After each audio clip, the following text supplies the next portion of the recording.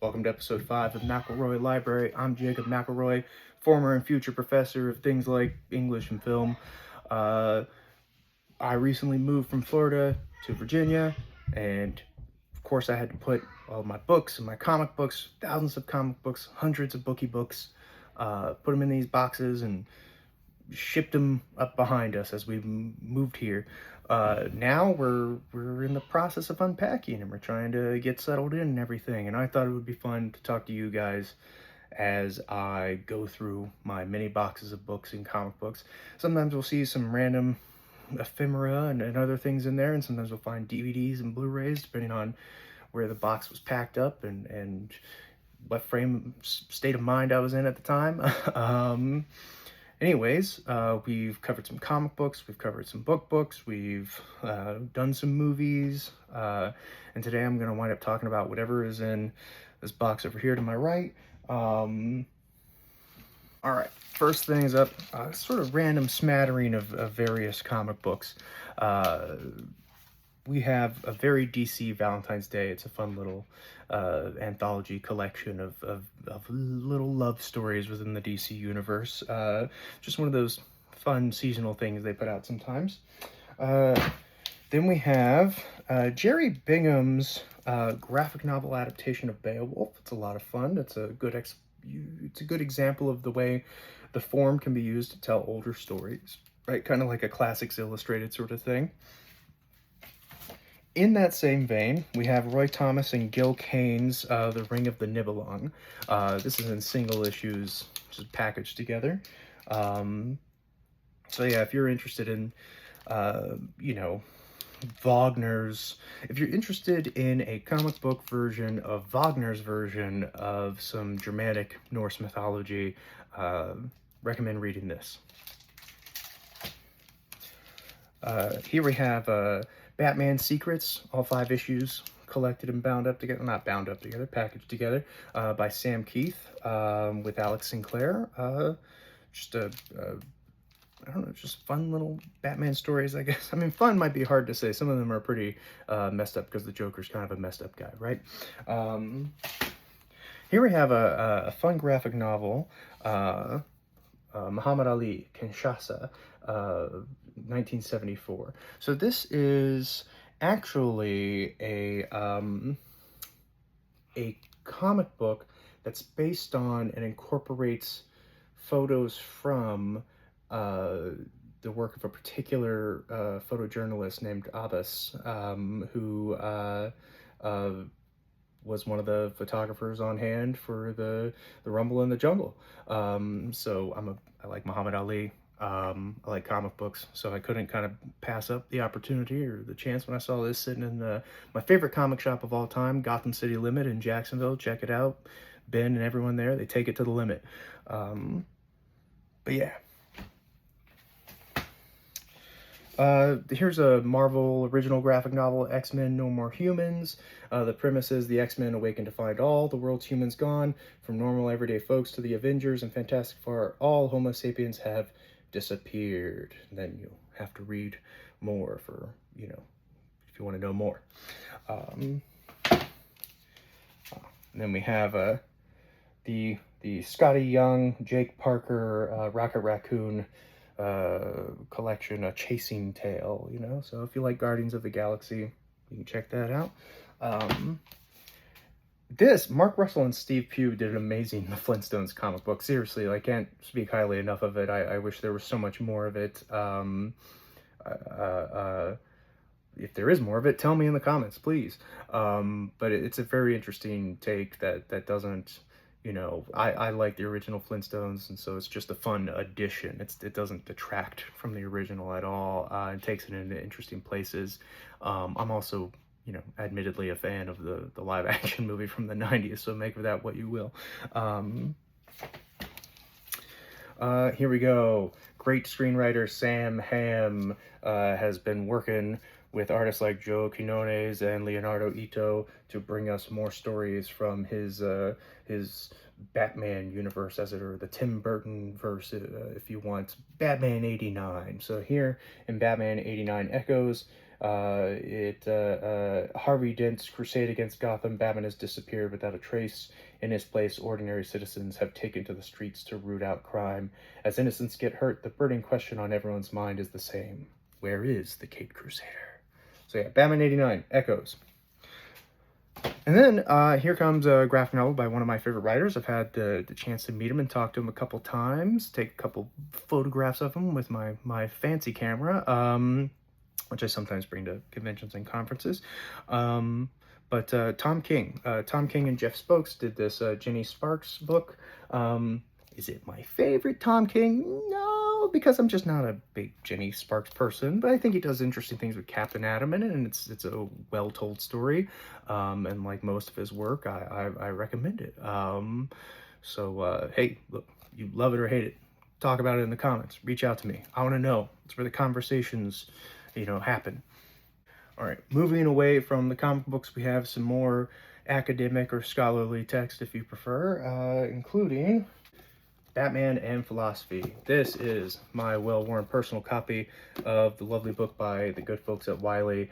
Highly citable, very, very useful if you write or speak academically about Batman or superheroes in general. It's right up there with Travis Langley's Batman in Psychology as one of like the great crossover texts of interdisciplinary academics and Batman, and as a leader of Batman studies, as I like to think of myself sometimes, I can't recommend this highly enough.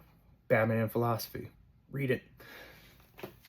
Oh, we've got a random Percy Jackson book in this box too. This one is from the Trial of Apollo series, I believe the third series by Rick Riordan, called The Tower of Nero. So if it's book 5, it must mean it's the end of that series.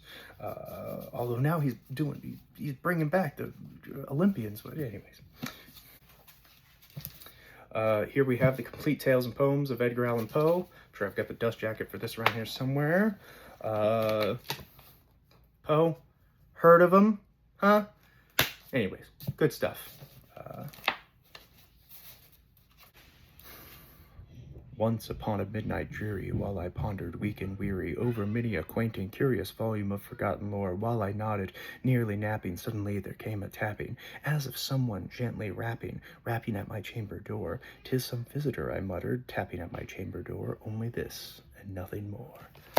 That's just the opening of The Raven. It's so good. All right, read some Poe. All right, and then, we have a fun little kids book. Easy breezy read for you and your little ones. Friedrich Nietzsche's The Antichrist, Criticism of Christianity. All right, here we have The Portable Jung, wonderful Penguin book edition. This is edited and has an introduction by Joseph Campbell. Joseph Campbell ultimately became what I think of as a Campbellian, and I myself am often Campbellian in my writing and readings of things, but a lot of people accuse Campbell of being a Jungian because he took so much from Jung. And it's true, he took a lot from Jung, but Campbell would kind of resist that, especially later in life. Go, I think I kind of do my own thing now. We're going to talk about that in just a second. Here we have John Milton's Paradise Lost and Paradise Regained. It's lovely, poetic, take on a story that people think they know, and really what they know is like not from the Bible. It's the Cliff's Notes of Milton, essentially, or of Dante, and they sort of take that and think, well, that's what God said, and it's like some of that is what Milton said, and I don't know if he would like you to get the two confused, but anyways, John Milton, Paradise Lost, Paradise Regained. Paradise Lost is maybe a little more fun.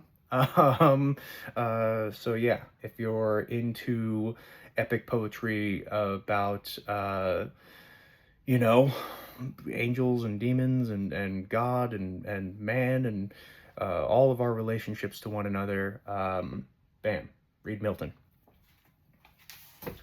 Now, not too far from the same realm is a annotated, old, very beaten up edition of Bullfinch's mythology. I would typically recommend going with non-abridged or unabridged versions, but sometimes in a pinch, something like this will help, where it's got selections from the Age of Fable, the Legends of Charlemagne, and the Age of Chivalry. Just easy, nifty to read, but any version of Bullfinch's mythology, I think, would serve you better than having no version of Bullfinch's mythology.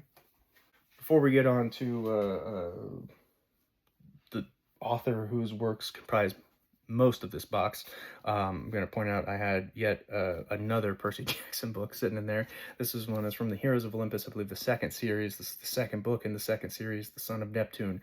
I've only read up to like right before this book and then a few pages into this one. My son's still mad at me about it. I got to catch up. One last book in here before we get to the main, before we get to the majority of the content of this box. We did the dust jacket in the first episode for this book, and so now I'm excited to have found the book. This is Barack Obama's A Promised Land. Great, first half of his presidential memoir, essentially. It harkens back to a time when the most interesting things in politics were what happened behind doors, not necessarily what gets tweeted. So I recommend reading it if you're into politics at all. All right, so now we're getting into the bulk of this box, right? Moving on from Jung and Nietzsche and various mythologies and whatnot, we have some Joseph Campbell books, right? So I've said before, I'm a bit of a Joseph Campbell scholar. I used to run a Joseph Campbell Foundation Mythological Roundtable at UNF years and years ago, and that was fun. We'd get all sorts of people in there. We'd have a subject that we'd cover once a month, and I'd have a presentation and a guest speaker, and it was a very worthwhile conversation. We covered a lot of subjects. Since then, I've only gotten more into Joseph Campbell and read more of his works, including his Mass of God series is really worthwhile, citable stuff. Some of the anthropology has been updated, some of the archaeology has been updated, some of the linguistic understanding has been updated since Campbell's passing in the late 80s. But the core of it, I think, still really holds true, and he's a fascinating scholar of humanity in a way. And so what's funny is I don't have in this box volume 1 Primitive Mythology, so we're just going to have to go with volume 2, which is Oriental Mythology. So you have the delightful depiction of the Wheel of Samsara in there. And so this one is, how would we describe this one? An exploration of Eastern mythology as it developed into the distinctive religions of Egypt, India, China, and Japan. And volume 3, which is Occidental mythology. We have there a depiction of the Garden of Eden, right? This is best described on the back as a systematic and fascinating comparison of the themes that underlie the art, worship, and literature of the Western world. And then the final one is kind of a crown jewel in my collection. A friend of mine got this for me. This is volume 4, Creative Mythology, and it's from a different print run than the other volumes, and it happens to have actually encountered Mr. Campbell. So that's very exciting for me to have his autograph, even though he died, I believe, before I was born. It's nice to have a little piece of the past. Thanks to my friend, Professor Ash Faulkner. He's the best. So thanks again, Ash, for this book. It served me well and will continue to do so. Continuing on the Joseph Campbell front, we have some conversations with Michael Toms published as an open life, basically interviews of Joseph Campbell, and then Myths to Live By, which is Campbell's sort of it's a collection of various pieces he'd written along the way, and talks about the importance of ritual and stuff like that. And then there is the Joseph Campbell biography, The Hero's Journey, Joseph Campbell, on his life and work. And that's taken from a lot of his different writing and interviews, and people who knew him sort of put together the story of his life in a hero's journey sort of way. All right, that's it for this box. Thanks for watching episode 5 of McElroy Library. We don't know where it's going to go from here, but for a while it'll involve unboxing, so we at least know what the immediate future looks like. And thanks for watching. Please, if you are into Joseph Campbell, or if you hate Joseph Campbell, leave a comment. Reach out to me. Let's talk about it. Until then, see you next time.